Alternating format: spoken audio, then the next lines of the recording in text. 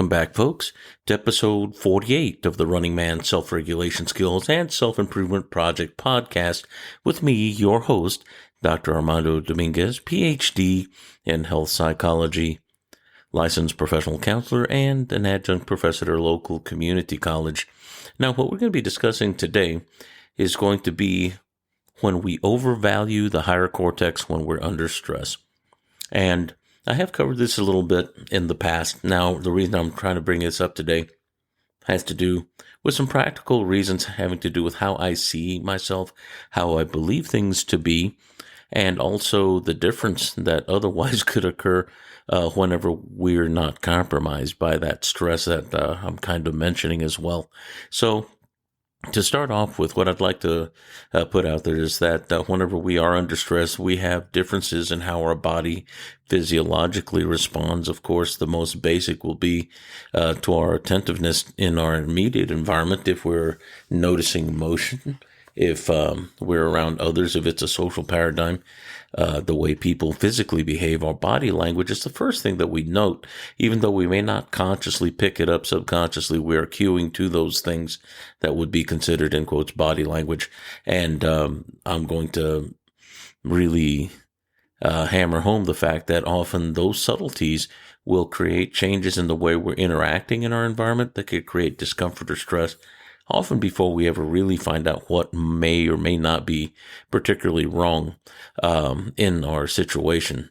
But whenever we have an environment where we're sharing that with other people, body language first, and also the sound of things. If things are too loud, the way things are being spoken, if someone is delivering a message, a verbal message, that often might be disconcerting, may have to do with whether or not those tonals kind of match what's going on with the body language, for instance. And whenever these two things don't match, then often the outcome, or the very last part of that message, the last 7% of that message, that is fighting with the 93% of the delivery system, the body language and the tonals, tends to make it really hard to believe or appreciate, especially even if the information is correct or accurate. If those other two elements aren't in order, it makes it really hard to gather the important part, or the message itself, or the code. Now, whenever that happens, there are some other physiological things that go on.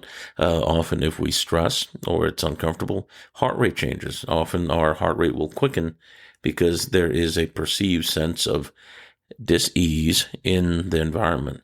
Not disease, as in the body, but dis-ease or lack of ease in our environment. So therefore our heart rate goes up, which is a little beyond what we would call our normal level of day-to-day anxiety that prepares us for evasion and aversion from things that aren't good for us.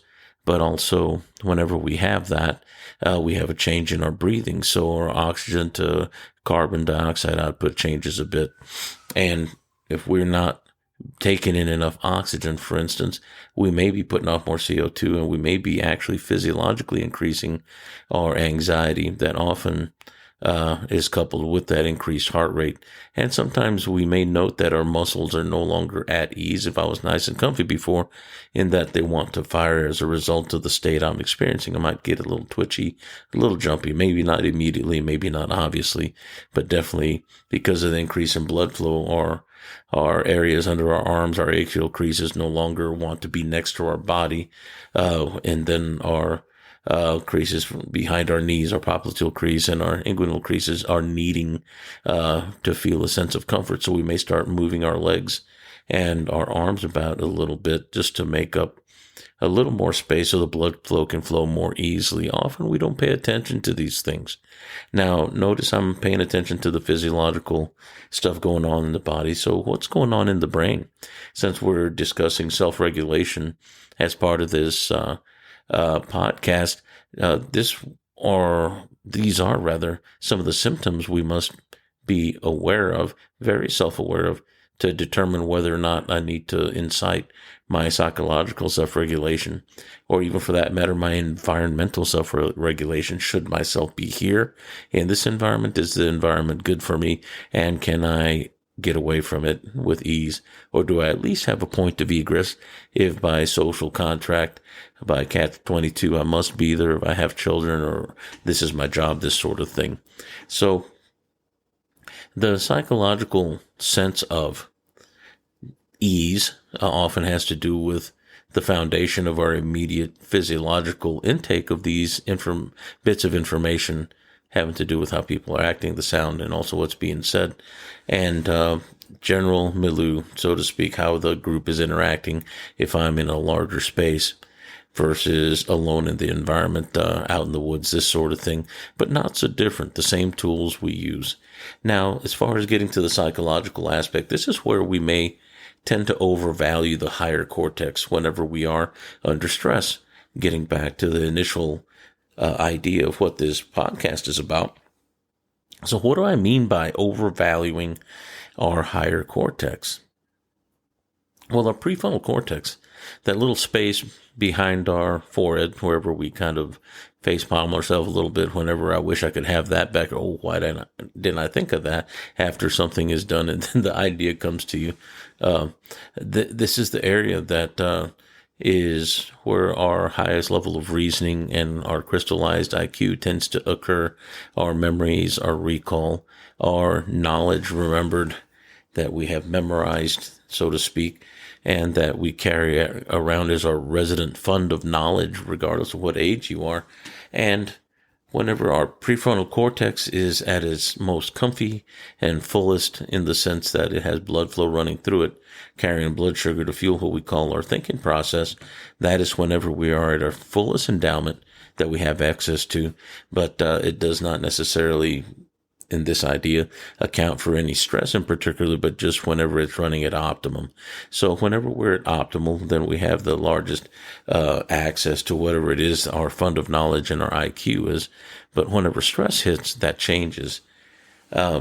Depending on how stressful an event is outside of our body, we'll feel safe, unsafe, or otherwise. If there's a shift or a shock or a surprise, even a loud noise or even a pain, something happens that I wind up hitting my toe and I break my little pinky toe. I've done that several times and laughed after the fact, but at the point that I had it happen, boy, that didn't do any justice to my bestest of all thinking, because it went towards the pain and I did not problem solve very well for a little bit.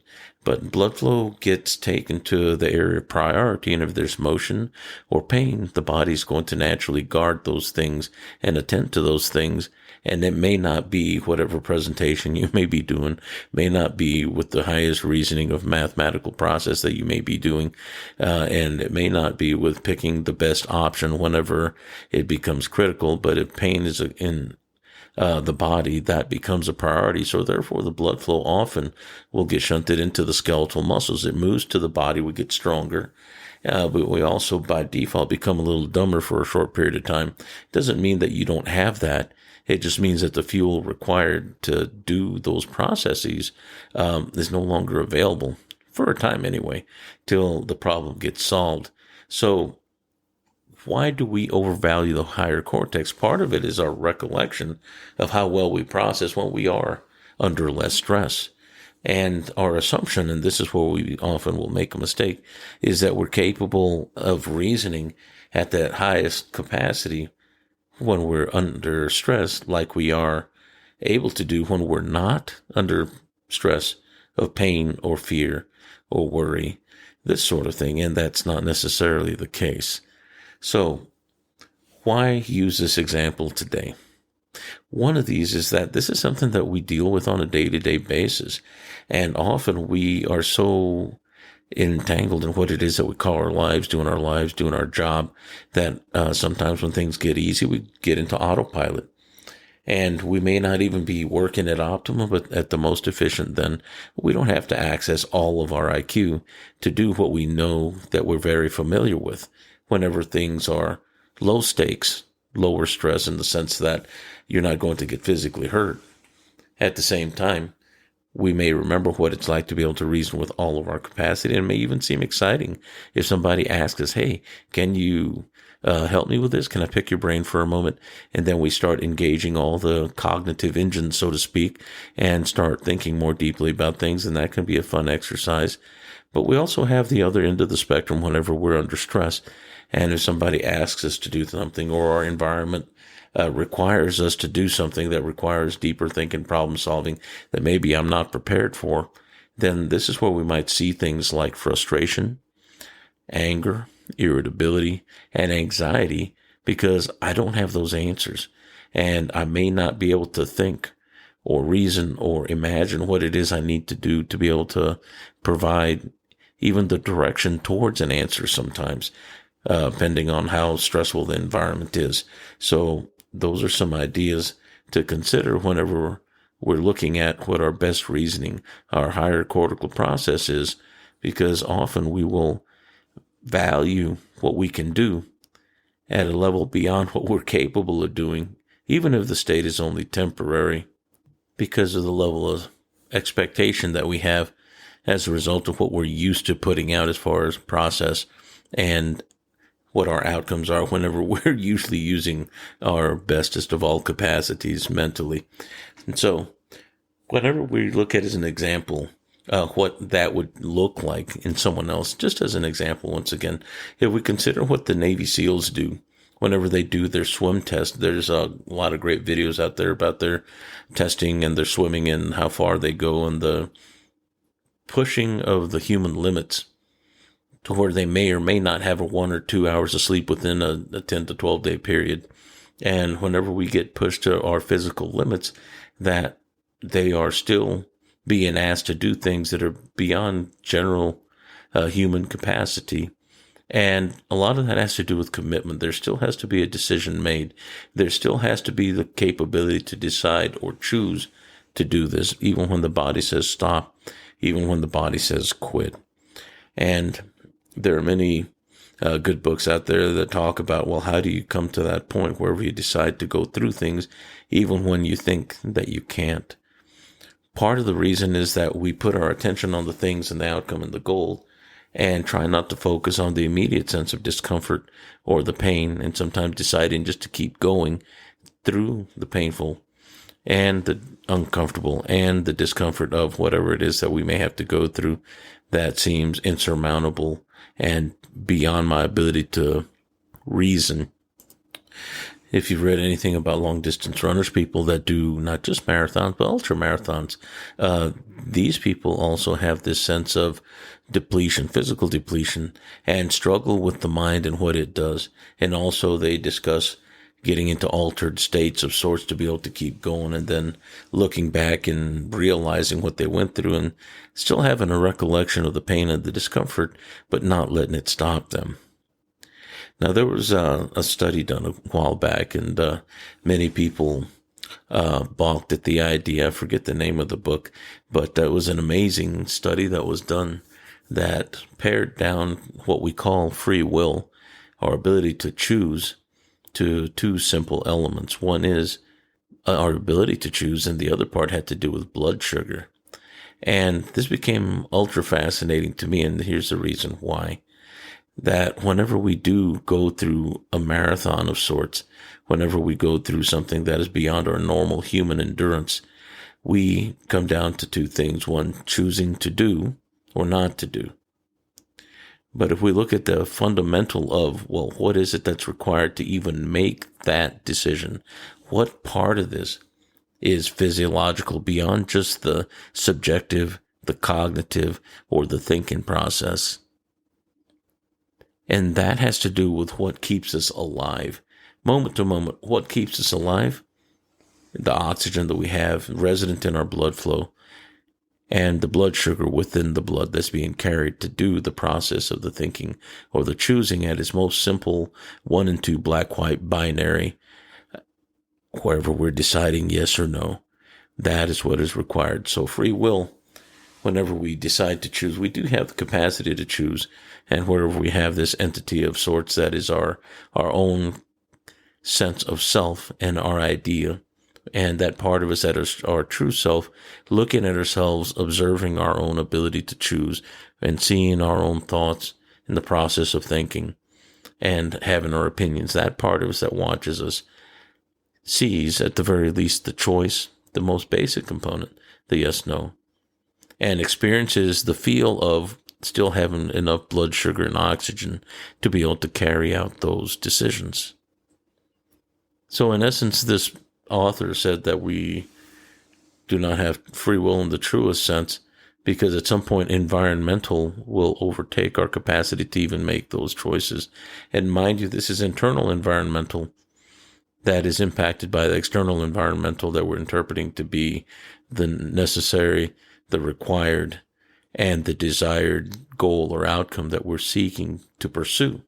So this is a really profound thing. So when we overvalue the higher cortex, that's our assumption, our consciousness saying, hey, it's going to keep going. It's like that sense of ego that we so quickly defend, that we know isn't real, but yet we defend it like it's real. And often people will overvalue the subjective, what somebody has said about me. Oh, your mother wears army boots, or whatever insult. And we take offense to that. Whenever mom never wore boots, and well, they don't know my mom, but yet I still choose to take offense because nobody talks about my mom. There's this idea, this assumed sense of importance there. There's also this assumed sense of honor that doesn't exist either in the truest sense. And now it is an important thing. It's great to be honorable, and I have no problems with that. And I try to live my way in an ethical, moral, honorable way. But even that is a conception that, without our capacity to be subjective, or our brain to think what we call that subjective idea of honor, for that matter, or even that subjective idea of what I call myself, does not exist. To be able to think myself into being, to have that assumption or thought or experience of ego, and be able to speak to anyone or deliver it as a message even internally to myself, I have to have oxygen. I have to have blood sugar within my blood. I have to have my heart pumping and my lungs working and my ability to circulate those throughout my body. So those two things are exceedingly profound in my mind. So why do we overvalue the higher cortex often in the process of thinking what it is that we're thinking and whatever it is that we may be doing? We get carried away with that sense, that assumed belief that it just somehow continues. And that starts getting into the areas of what we might even call spiritual, for that matter. And there are those that might even be getting really close to it and kissing that edge. And going back to the Navy SEALs, whenever they do their swim test, one breath, Olympic-sized pool, one into the other, however many laps that they can muster, to the point wherever literally they pass out underwater and they have divers taking them to the edge and catch them so they don't drown. But yet their decision is so resolute that they don't quit, even down to the point where they run out of oxygen and where their blood sugar is depleted. And yet they continue until that point. And these are the things that sometimes we have to look into when we consider what our sense of will is, in quotes, not free will per se, but our will and our determination to choose. And it does come down to free will, I guess, if we really look at it, and what we consider valuable, that maybe even we consider valuable to the point or even beyond what we would consider the value, the absolute value of myself, because I'm trying to serve in a bigger capacity, or maybe seeing things in a bigger way beyond even what I would consider important in my own life, or beyond the value of my own life. And this is where we tie into an idea. And we can get into the idea of the larger sense, egregore, wherever we have this prevailing, overarching sense of thought and belief, like society, for instance, or serving the higher good of a family, or those that may be our team, if we're working in the military, and I'm former military and understand that a bit, and knowing that we have a goal that will serve the higher order. And that's whenever we start working towards something that's bigger than ourselves. And isn't this what we are hearing every day in our media outlets that has to do with the good, positive, and the self-developmental? That sometimes we have to find something bigger than our own individual self. And it's whenever we get overly focused in ourself and what's happening to this self that often we run into ideas like depression, anxiety, and overwhelm. And without necessarily leaving ourselves behind, sometimes focusing on helping others, focusing on outside of ourselves and just doing the task, often will take our mind off of rumination over self and how we lack or what we don't have. And we pursue and move forward in the direction that's not only positive, but generative and beneficial to ourselves. And we tend to stay away from over judging or judging too harshly whatever it is that we are or how we are. And we pay attention to the outcome that becomes a greater sense of purpose over time. So with that, we'll close for this podcast. And I want to tell you thank you for passing time with me this evening, this Friday evening. And this is the last Friday of 2023. And I'm hoping that this podcast lands in your ears and in your hearts, and that you will share, like, and subscribe. And just as an adjunct to what I'm telling you today, we are now on YouTube as well. So please follow and share if you can, and share it with as many folks as you can if you think this is a beneficial message.